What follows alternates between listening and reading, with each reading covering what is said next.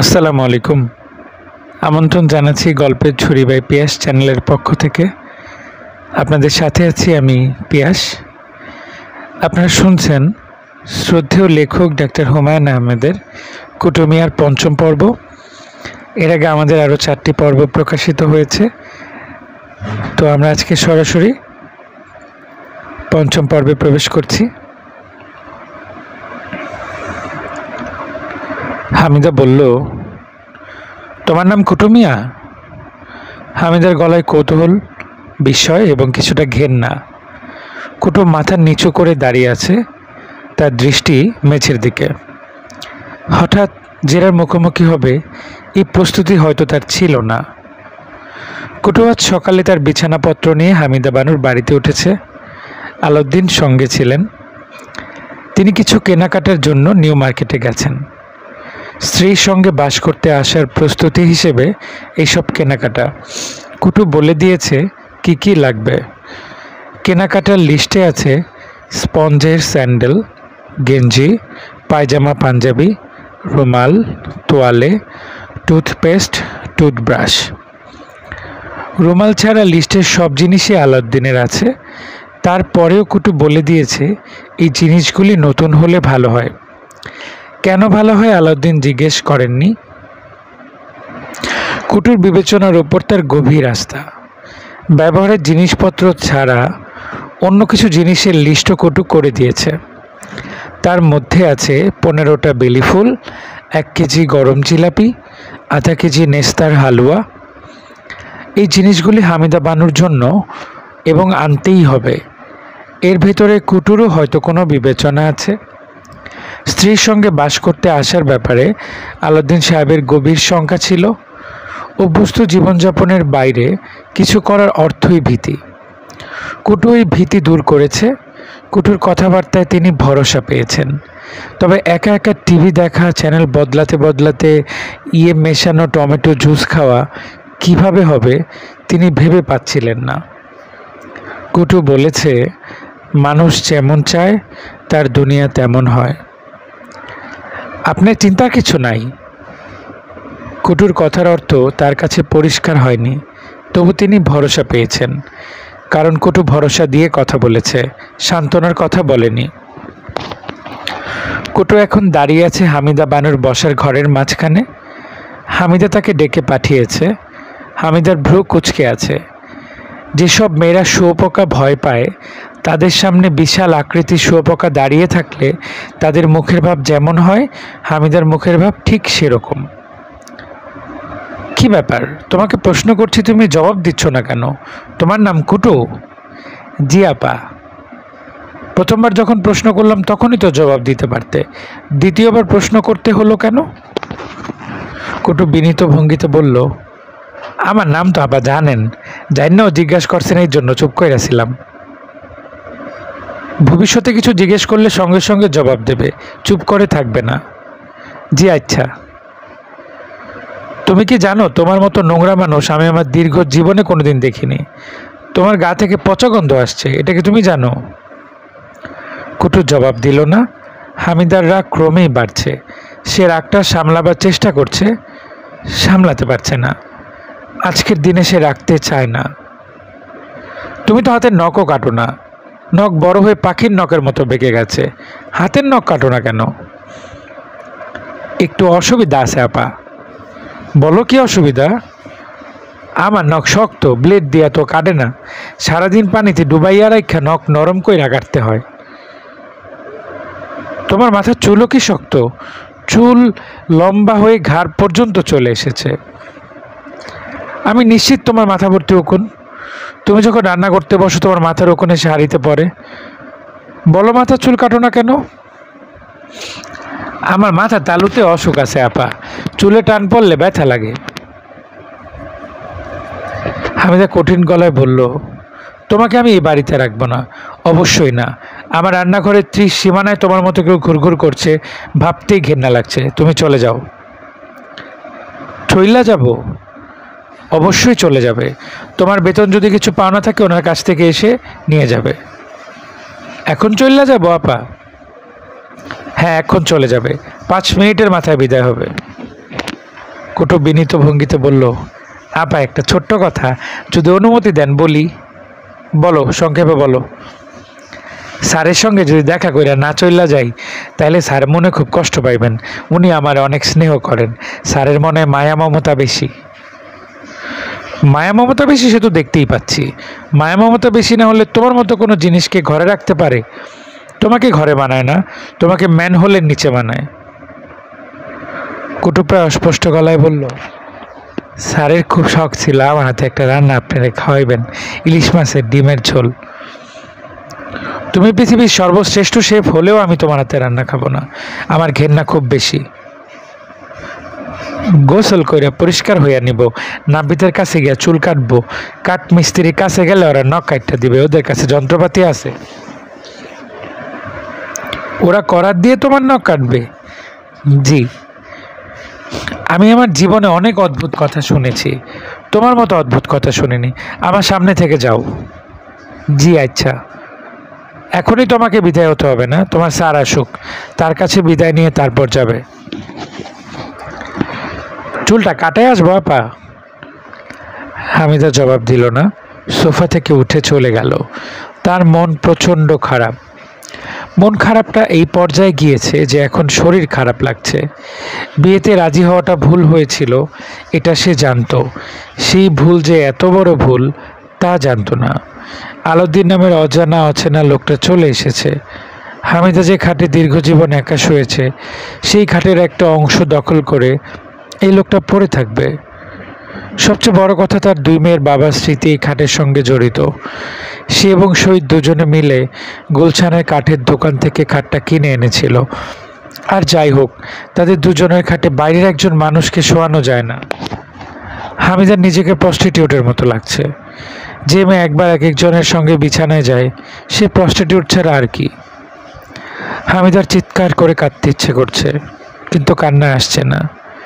সে দরজা ভিজিয়ে নিজের ঘরের খাটে শুয়ে আছে। তার ভাবতে অদ্ভুত লাগছে, এই ঘরটা তার নিজের ঘর আর নেই। দরজায় টোকা পড়ল।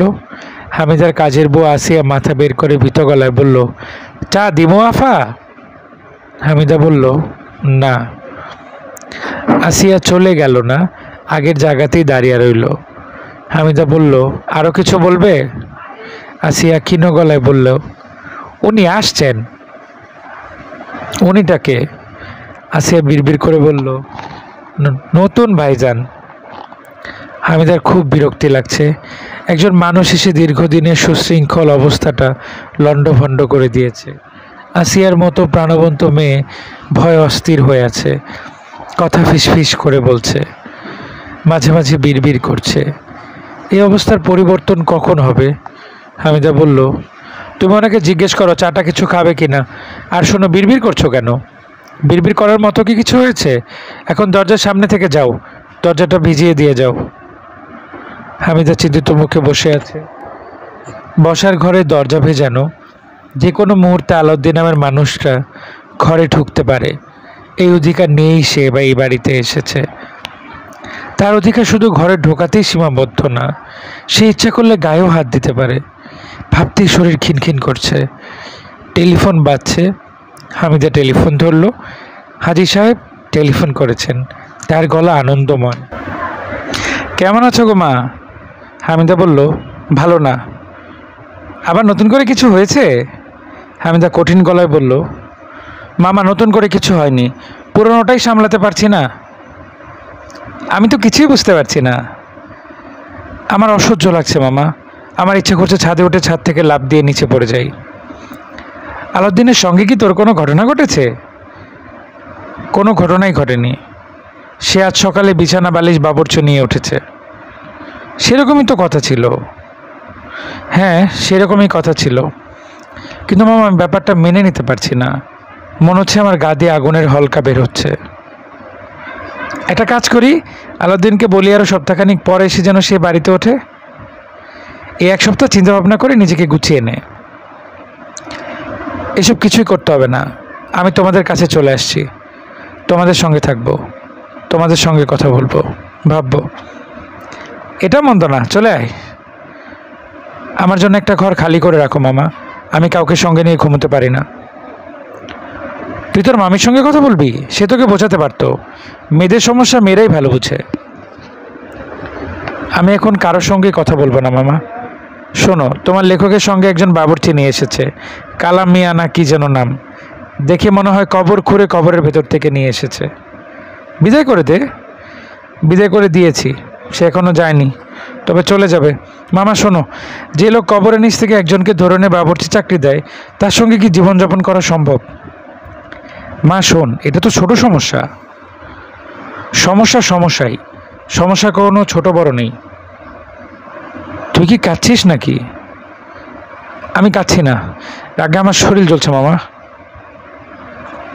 তুই হাত মুখ ধুয়ে ঠান্ডা হ, তারপরে চলে আমার এখানে।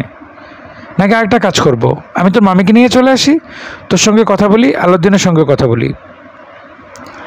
তোমাদের আসতে হবে না মামা, আমি আসছি। টেলিফোন রেখে হামিদা বাথরুমে ঢুকলো। তার শরীর আসলেই জ্বলছে। সে দীর্ঘ সময় নিয়ে গোসল করলো। শরীরে জ্বলুনি সামান্য কমলো, পুরোপুরি গেল না, পুরোপুরি যাবার কথাও না। আলাউদ্দিনকে কি কথা বলবে সেগুলো গুছিয়ে নেওয়া দরকার। হামিদা কোনো কিছুই গোছাতে পারছে না। আলাউদ্দিন বসার ঘরে বসে আছে, শান্ত ভঙ্গিতেই বসে আছে। বসার ঘরে সোফাটা আরামদায়ক, শুধু সামনের টেবিলের ওপর পা তুলে দিতে পারলে অনেক আরাম হতো। এই কাজটা করা যাচ্ছে না। অন্যের বাড়িতে এসে সোফায় বসে টেবিলে পা তোলা যায় না।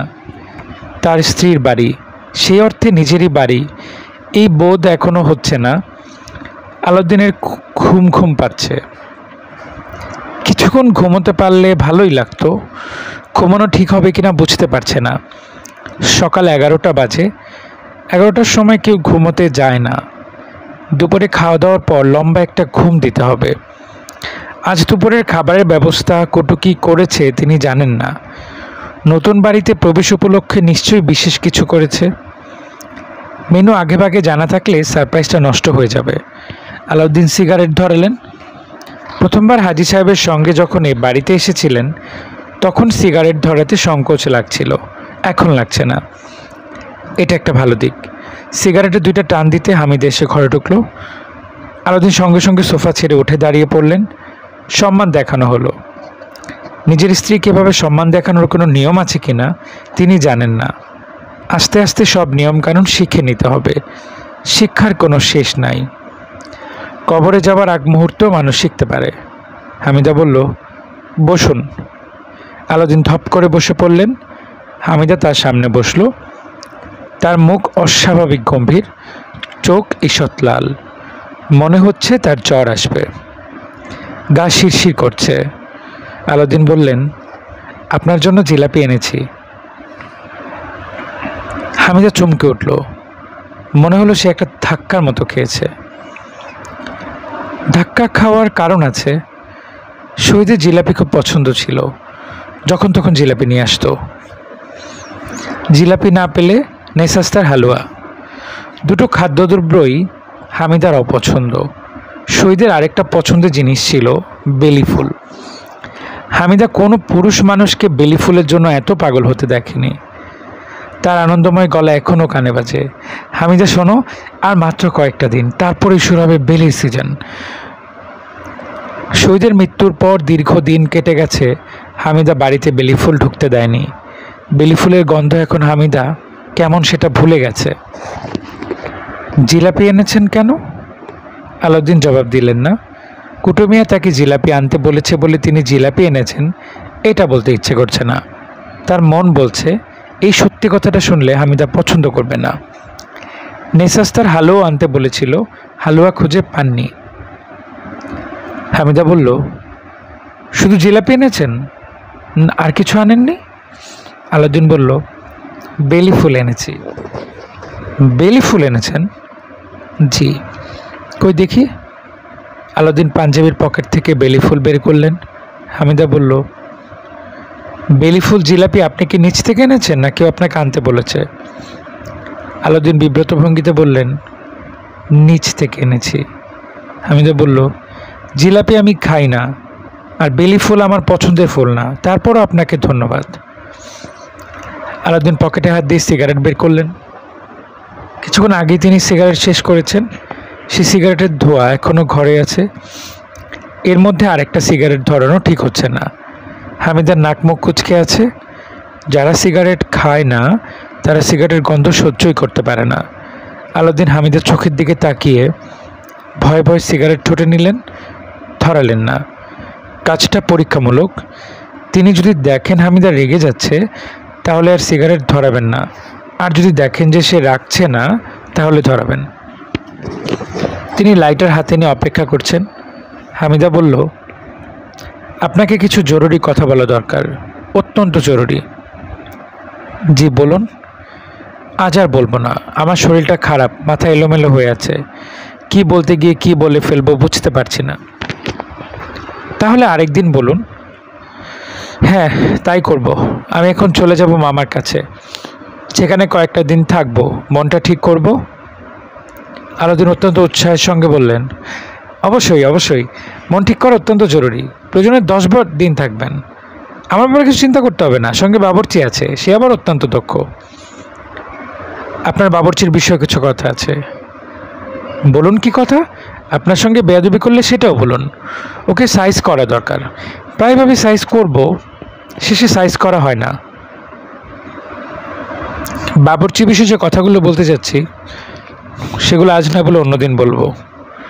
অনেকক্ষণ ধরে দেখছি আপনি সিগারেট ধরাচ্ছেন না, একবার ঠোঁটে নিচ্ছেন একবার হাতে নিচ্ছেন। সিগারেট ধরেন। আলাউদ্দিন আনন্দের সঙ্গে সিগারেট ধরতে ধরতে বলল, আপনি কখন যাবেন? হামিদা বলল, এখনই যাব। হামিদার কথা শেষ হবার আগেই কুটু ঢুকলো, তার হাতে চায়ের কাপ। হামিদা কুটুকে দেখে আবারও ধাক্কার মতো খেলো। এই কুটু সেই আগের কুটু মিয়ার না। অতি অল্প সময়ে সে চুল কেটে এসেছে, হাতের নখ কেটেছে, গোসল করে ইস্ত্রি করা শার্ট প্যান্ট পরেছে। নোংরা ভাব তার শরীরে এখন একেবারেই নেই। তার গা থেকে লেবুর হালকা সুবাস আসছে। লেবুর গন্ধ হামিদার খুবই পছন্দ। কুটু হামিদার দিকে তাকিয়ে বলল, আপা আপনার জন্য চা আনছি। হামিদা বলল, আমি তো তোমার কাছে চা চাইনি। কুটু বিনীত ভঙ্গিতে বলল, একটু খাইয়া দেখেন আপা, আপনার ভালো লাগবো। ওইটায় মশলা আছে, ঘন করে দুধ চা বানাইয়া তার মধ্যে গরম মশলা দেওয়া হয়। নেপালিরা আবার এই চা খুব পছন্দ করে, একটা চুমুক দেন। হামিদা খুব অনাগ্রহের সঙ্গে চায়ে চুমুক দিল। শান্ত গলায় বলল, আমি চা খাচ্ছি, এখন দাঁড়িয়ে থেকো না, সামনে থেকে যাও। কুটু বলল, চাটা কি আপনার মনের মতো হয়েছে আপা? হামিদা বলল, চা ভালো হয়েছে। কুটু বলল, শুক্রিয়া। বলেই সে সরে গেল। আলাউদ্দিন সিগারেট লম্বা টান দিয়ে আনন্দিত গলায় বললেন, জামিলা শোনো, কুটু অসাধারণ এক প্রতিভা। হামিদা তীক্ষ্ণ গলায় বললেন, আপনি আমাকে কি নামে ডাকলেন? আলাউদ্দিন গলা খাঁকড়ে দিয়ে বললেন, জামিলা বলেছি, দয়া করে রাগ করবে না, আর বলবো না। জামিলা বলছেন কেন? আমার নাম তো হামিদা, জামিলা না। জি আমি জানি, হামিদ স্যার আমাদের অঙ্ক করাতেন, ওনাকে খুবই ভয় পেতাম। হামিদা নামটা শুনলেই স্যারের কথা মনে হয়, এজন্য আপনাকে জামিলা বলেছি, আর বলবো না। তবে জামিলা নামের অর্থ তো ভালো, জামিলা নামের অর্থ সুন্দরী। হামিদা উঠে দাঁড়াতে দাঁড়াতে বলল, আমি এখন চলে যাচ্ছি, আপনার সঙ্গে পরে কথা বলবো। 2-3 দিন পরে যে কোনো এক সময় কথা হবে। আলাউদ্দিন বললেন, জি আচ্ছা। আমার কাজের মেয়েটিকে আমি সঙ্গে করে নিয়ে যাচ্ছি। আপনার বাবুর্চি আছে, আপনার অসুবিধা হবার কথা না। কোনো অসুবিধা হবে না, আমাকে নিয়ে আপনি কোনো চিন্তা করবেন না। আমি তার ক্লান্ত গলায় বলল, আমি আপনাকে নিয়ে চিন্তা করছি না, আমি নিজেকে নিয়ে চিন্তা করছি। আচ্ছা আমি এখন যাচ্ছি। আলাউদ্দিন বাথটাবে পানিতে শুয়ে আছেন, তার মাথাটা শুধু ভেসে আছে, পুরো শরীর পানির নিচে, বাথটাব ভর্তি ফেনা। আলাউদ্দিনের মনে হচ্ছে এর চেয়ে সুন্দর সময় তিনি তার জীবনে কোনো দিন পান করেননি। হামিদার বাড়িতে বাথটাব আছে এটাই তিনি কল্পনা করেননি। বাথটাবে নামার সময় শুরুতে তার একটু ঠান্ডা লাগছিল, এখন আর লাগছে না। এখন মনে হচ্ছে পানির তাপমাত্রা এর চেয়ে বেশি হলে ভালো লাগতো না। তিনি একাই আছেন, কুটু আশেপাশে নেই। একটু আগে হাতের কাছে একটা ট্রে নামিয়ে দিয়ে গেছে। ট্রেতে একটা জগ এবং একটা গ্লাস। জগে যে বস্তু আছে তার রং টমেটো জুসের লাল রং না, হালকা সোনালি রং। এটা নিশ্চয়ই অন্য কোনো জিনিস। যে জিনিসই হোক অমিত্র সম। এই জিনিস এক জগ খেলে তৃষ্ণা মিটবে না, এই জিনিস এক বালতি খেতে হবে। আলাউদ্দিন সিগারেট ধরালেন। পানিতে ভিজতে ভিজতে সিগারেট টানার একটাই সমস্যা, সিগারেটটা ভিজে যায়। পানিতে সিগারেট খাবার জন্য অন্যরকম সিগারেট থাকা দরকার ছিল, যে সিগারেট পানিতে ভিজবে না। কুটুকে বললে একটা ব্যবস্থা সে নিশ্চয়ই করবে। অত্যন্ত প্রতিভাবান একজন মানুষ। দরিদ্র দেশে পড়ে আছে বলে তার প্রতিভার কদর হলো না। কুটু যদি ইউরোপ আমেরিকায় জন্মালে তাকে নিয়ে কাড়াকাড়ি পড়ে যেত। আলাউদ্দিন ডাকলেন, কুটু, কুটু কোথায়? কুটু সঙ্গে সঙ্গে দরজা খুলে বাথরুমে ঢুকলো। আলাউদ্দিন স্নেহের স্বরে বললেন, কেমন আছো কুটু? কুটু বলল, ভালো। আলাউদ্দিন বললেন, জীবনে প্রথম বাথটাবে গোসল করছি, এর আগে কখনো করিনি। বিয়েটা আমার জন্য শুভ হয়েছে, কি বলো কুটু? অবশ্যই শুভ হয়েছে। আজকে দিনটা নিয়ে খুব দুশ্চিন্তায় ছিলাম। দিনটা কিভাবে কাটবে এই নিয়ে দুশ্চিন্তা। দিনটা তো মনে হয় ভালোই কাটবে। অবশ্যই ভালো কাটবো। আগামীকালও ভালো কাটবে। জামিলা আগামীকালও আসবে না, আমাকে বলে গেছে। এইটা তো স্যার সুসংবাদ। আলাউদ্দিন গ্লাসে লম্বা চুমুক দিয়ে বললেন, শুধু সুসংবাদ বললে কম বলা হয়, এটা হচ্ছে মহা সুসংবাদ। জি স্যার, মহা সুসংবাদ। নিজের স্ত্রীর সঙ্গে আপনি আপনি করে কথা বললাম, এর জন্য সামান্য খারাপ লাগছে। মনে হচ্ছিল কি জানো, মনে হচ্ছিল আমি যে কলেজের শিক্ষক, জামিলা সেই কলেজের প্রিন্সিপাল। স্যার আপনি খুব দ্রুত খাইতেছেন, আস্তে আস্তে খাওয়ার নিয়ম। পাইলট সাহেব কি আস্তে আস্তে খেতেন? জি, উনি ছিলেন পাইলট, আর আমি দরিদ্র ঘরের সন্তান। ওনার সঙ্গে আমাকে মিলালে তো হবে না, দুজন দুই প্রান্তের। তারপর আপনাদের মধ্যে মিল আছে। এটা ঠিক বলেছ, আমাদের মধ্যে মিল আছে। উনি বাথটাবে শুয়ে থাকতেন, আমিও বাথটাবে শুয়ে আছি। উনি বাথটাবে শুয়ে জগ ভর্তি জিনিস খেতেন, আমিও বাথটাবে শুয়ে জগ ভর্তি জিনিস খাই। আমি ওনার চেয়ে দ্রুত খাই। সামান্য একটু অমিল, তাই না? জি স্যার। আলাউদ্দিন আরেক গ্লাস নিলেন, লম্বা চুমুক দিয়ে বললেন, আরও মিল আছে। ওনার বাবুর্চির নাম ছিল কুটু মিয়া, আমার বাবুর্চির নামও কুটু মিয়া। ঠিক বলেছি কিনা বলো? অবশ্যই ঠিক কইছেন। শোনো কুটু, আজ আমি আর বাথটাব থেকে উঠবো না, এখানেই খাওয়া দাওয়া করবো। অসুবিধা আছে? কোনো অসুবিধা নাই স্যার। তোমার পাইলট স্যার কি কখনো বাথটাবে শুয়ে খাওয়া দাওয়া করতেন? জি করতেন। উনি ঘন্টার পর ঘন্টা বাথটাবে থাকতেন, বই পড়তেন। কি বই পড়তেন? কি বই পড়তেন তা তো বলতে পারবো না স্যার, আমি তো লেখাপড়া জানি না। ও, আমি তো ভুলেই গিয়েছিলাম তুমি লেখাপড়া জানো না। তোমাকে একবার বলেছিলাম বাংলা বাজার থেকে বই কিনে আনবো, ভুলে গেছি। এই বয়স আর লেখাপড়া শিক্ষা কি হইব? জ্ঞান অর্জনের জন্য কোনো বয়স নেই কুটু। জীবনের শেষ দিন পর্যন্ত জ্ঞান অর্জন করা যায়। তুমি এখন যাও তো কুটু, খুঁজে পেতে দেখো এই বাড়িতে কোনো বইটই আছে কিনা। থাকলে নিয়ে এসো। শুয়ে শুয়ে পাইলট সাহেবের মতো বই পড়বো। বাংলা বই আনবো না ইংরাজি বই আনবো? একটা আনলেই হবে, হাতের কাছে যা পাও নিয়ে এসো। কুটু কিছুক্ষণের মধ্যে বই নিয়ে ফিরে এলো। ইংরেজি বই। বই লেখকের নাম উইলিয়াম গোল্ডিং। বইয়ের নাম lord of the flies. Alauddin বই পড়তে শুরু করলেন। প্রথম চ্যাপ্টারের নাম the sound of the shell. 10 মিনিটের মধ্যে তিনি ঘুমিয়ে পড়লেন। লর্ড অফ দ্য ফ্লাইস কিছুক্ষণ বাথটাবের পানিতে ভেসে রইল, তারপর পানিতে ডুবে গেল। সুপ্রিয় শ্রোতা মণ্ডলী, শেষ করছি আজকের পর্ব। আগামী পর্ব শোনার জন্য সকলকে আমন্ত্রণ রইল। ততক্ষণ পর্যন্ত সকলে ভালো থাকবেন, সুস্থ থাকবেন।